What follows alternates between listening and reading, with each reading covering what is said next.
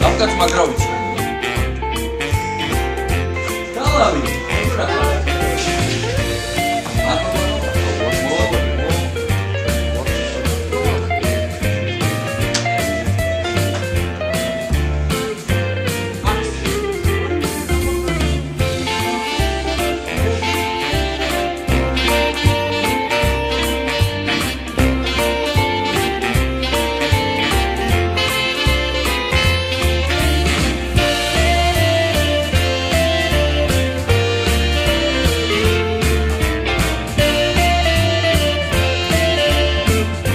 Arsen, ძალიან დიდი მადლობა იმისთვის, რომ დღეს გვასპინძლობთ ამ არაჩვეულებრივ სივრცეში, რომელსაც ქვია ბედნიერების საელჩო. თავდაპირველად ბუნებრივი ასე მინდა დავიწყო და ასე მინდა გკითხოთ. ზოგადად რა არის ეს ბედნიერების საელჩო, რა სივრცეში ვიმყოფებით ახლა და საერთოდ როგორ გაჩნდა იდეა?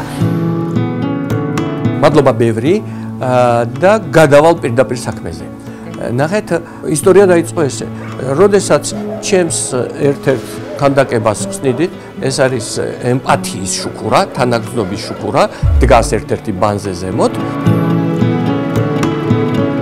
სკოლაში მოწაფეებს რომ წარუდგინე, ერთი მასწავლებელი მოვიდა, გაღიმებული და მითხრა, გავხსნათ რა ბედნიერებისა, რა თქმა უნდა, საუბარი მქონდა ბედნიერებაზე და სხვა და როგორც ბედნიერების საელჩო და გავხსნათ რა ბედნიერების საელჩო. მე გავუღიმე და ნამდვილად გავხსნათ თქო უთხარი. მან იფიქრა, რომ მე ესე ვთქვათ ემოციური თანხმობა მივეცი მხოლოდ.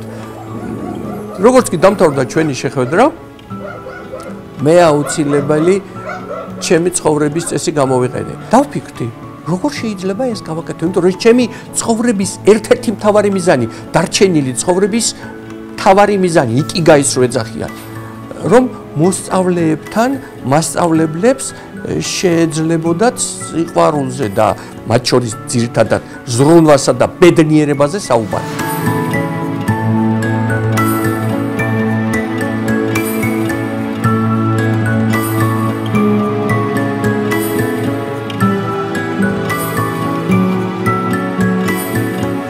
თქვენ წარმოიდგინეთ, დღეს აქ ხედავთ ამ საელჩოს, სადაც უკვე არაერთი შეხვედრა მქონდა ყმაწვილებთან და აღმოჩნდა, რომ მასწავლებელთა მადლიერების ძეგლი, სიცოცხლის სიმფონია, სიყვარულის galaktika, ზრუნვისა და თანაგრძნობის შუქურა, ხიდი მეგობრული ზრუნვის და მეგობრული სიყვარულის. ეს ყველაფერი ერთით სივრცეში მოვათავსეთ და განსაკუთრებით ღამე უნდა ნახოთ რა ლამაზია, რომ ძალიანათებს ბედნიერების საელჩო. ჩემი ცხოვრების ერთ-ერთი უმნიშვნელოვანესი მიზანი ავასრულე და ძალიან ბედნიერი ვარ ამით. ბატონო არსენ, აი ახსენეთ საუბარში ბედნიერების ელჩი. ბუნებრივია თქვენ ხართ ამ მიმართულებითაც განსაკუთრებული ადამიანი, გარდა პროფესიის მიღმა, მუდმივად ეძებთ ბედნიერებას. სხვებისთვისაც მოგაქვთ პოზიტივი განწყობა, ემოცია. მოდით ახლა გითხარით, კონკრეტულად აი ეს სიტყვა ბედნიერება ძალიან ბევრ სხვადასხვა მიმართულებას მოიცავს, ხო? როგორ ვიპოვოთ და როგორ ვიყოთ ბედნიერები?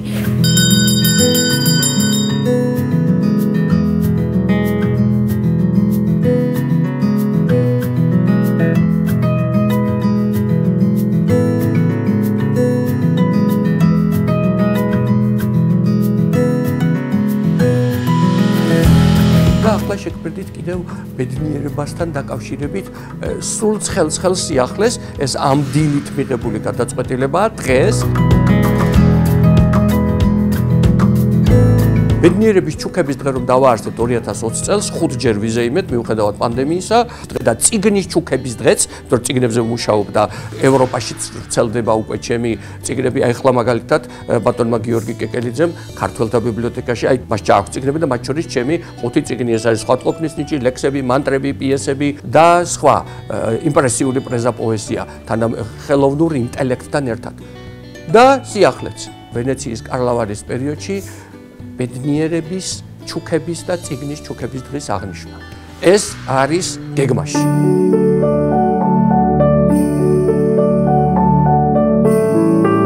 მიზნის დასახვა და მიზნისკენ სვლა ეს არის ადამიანის უმთავრესი ხაზი. სიცოცხლე რომ გიხარია აქ და ახლა, ჩემი აზრით ეს არის ბედნიერება. მიუხედავად რთული სიტუაციისა, დიახ, როდესაც შენ თუნდაც რაღაცა ცვლილებისთვის იბრძვი, ის გიხარია, დიახ, დაძაბულობა მაღალია, დიახ, სირთულე დიდია, მაგრამ რომ ცოცხლობ და რომ იბრძვი, ხომ გიხარია.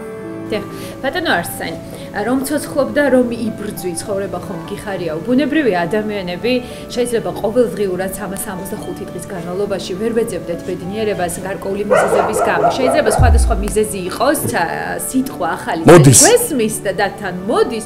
ეს ყველაფერი მაინც ასე თუ ისე რაღაცა ღიმილს იწვევს, განწყობას იწვევს ემოციას ჩვენში და რაღაცნაირად ერთგვარად ბედნიერებასთან ასოცირდება ადამიანებისთვის. მე მინდა გითხოთ თქვენ, როგორია თქვენი საახალწლო განწყობა, როგორია თქვენი საახალწლო სამზადისი?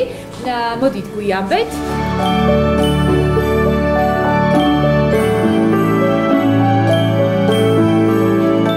ნახეთ, პირველი აუცილებლად უნდა გითხრათ გეთაყვა ერთი რამ. თქვენ თქვით რომ შეიძლება 365 დღეში ყოველ დღე ბედნიერებისთვის არ გქონდეს ფიქრიო. მე უნდა გითხრათ რომ არათუ 365 დღეში, არამედ დღეში რამდენჯერმე ერთი წამითაც რომ შეძლო საკუთარი თავის ქმედების პატივისცემა და ის ნათლად დაინახო, სინათლე შემოუშვა, აი როგორც მზე შემოუშვა სულში, ერთი წამიც კი საკმარისია საკუთარი ბედნიერების შეგრძნებისათვის. რომ შენ ცოცხლობ, რომ შენ აკეთებ, მაგალითად როგორც პროფესია, დღეში 3 ახალ სიცოცხლეს ვქნით მე და ჩემი გუნდი.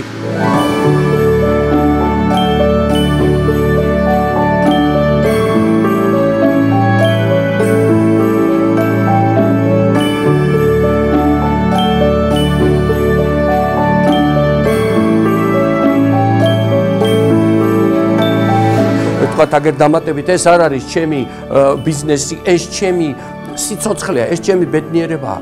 რას ამბობთ? დღეში ერთ ბედნიერებაზე რა გამაჩენებს?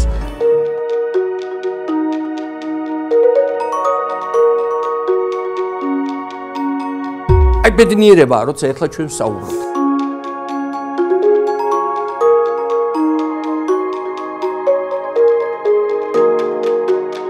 ყოველი დღე მე ვამბობ რომ ყოველი დღე ახალად ვიწყებ ცხოვრებას, როგორც კი მოგადატანილი, ყოველი დღე ახალი გამოწვევაა და მათ შორის ახალი სირთულეები და ახალი წარმატება ან წარუმატებლობა. ახალი წელი იმით არის კარგი რომ ადამიანთა დიდი ნაწილი უნდა არ უნდა ამ ემოციის ქვეშ ერთიანდება და ნახეთ ერთხელ ვიყავი ფილიპინებზე. და ფილიპინები შედარებით შეჭირებული ხალხია, ხო, მდიდრებიც არიან, მაგრამ მეტი წილი ძირითადი მოსახლეობა და იქ ჩემი მეგობარი შეიხი დოქტორი ჯასიმი მახტა და მან მითხრა რომ რიგით ადამიანებს, მოწყვლად ადამიანებს ძალიან უყვართო დღესასწაული და ოქტომბრის ბოლოდან იწყებენ იქ საახალწლო მორთულობებს და სხვა.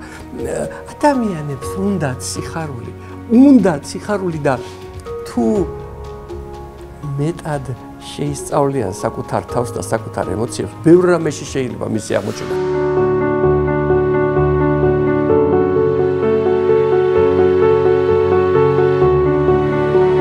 ბატონო არსენ, აი ჩვენ ამ სივრცეში უნდა ვხედავთ რამდენიმე თქვენს ნამუშევარს. აუცილებლად მინდა გითხოთ, ახალ წელთან მიმართებითაც ხომ არ გაქვთ ესეთვე საინტერესო ნამუშევარი გაკეთებული?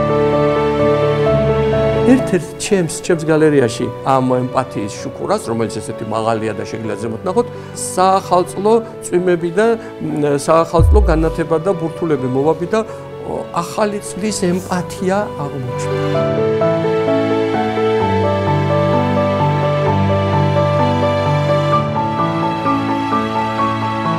მოდით ახლა გითხარით, როგორ ემზადებით და რას ეტყვით ჩვენს ტელემაყურებლებს სწორედ ამ მიმართულებით?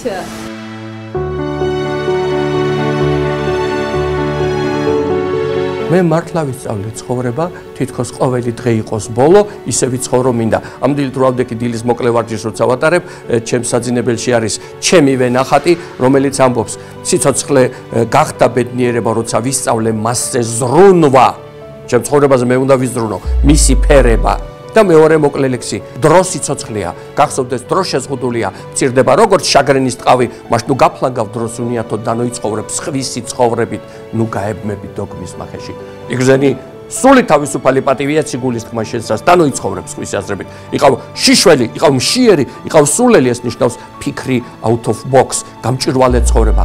თავისუფალი, ღირსეული და ბედნიერი და ამ ფრაზებს ჩემ თავს ხმამაღლა მარტო ოთახში ვეუბნები და გონებას, რასაც გააგონებო, ტვინი ყველაზე უტვინო ორგანოაო, ასე ამბობენ ახლა ფსიქოლოგები და ძალიან მომწონს, რასაც აგონებ, ისე იმუხტება.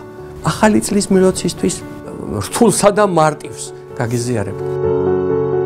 აქ და ახლა ცხოვრება, რომელიც ბევრ რამეს ნათელს ფენს. არასოდეს ინანო მიღებული გადაწყვეტილება მიუხედავად შედეგისა, ანუ წარსულზე არ გოდება, იმიტომ რომ დასრულებულია, კარნეგი ამბობდა ამაზე, ნახერხის დახერხვა შეუძლებელიაო. და ის რაც არ დამდგარა, წინასწარ მასზე შფოთი და აყვანა საკუთარ ტვინში დიდ სირთულეებთან, როგორ აბა არ უნდა ვიფიქრო ხვალინდელზე. რა თქმა უნდა, მაგრამ დღეს როდის ვიცხოვრო? ამიტომ ცხოვრება დღეს, აქ და ახლა, მათ შორის 25 წლის შემობიჯების ახალი წლის ღამესა და დღეს ბედნიერს გაგხდის თუნდაც იმერთ დღეს.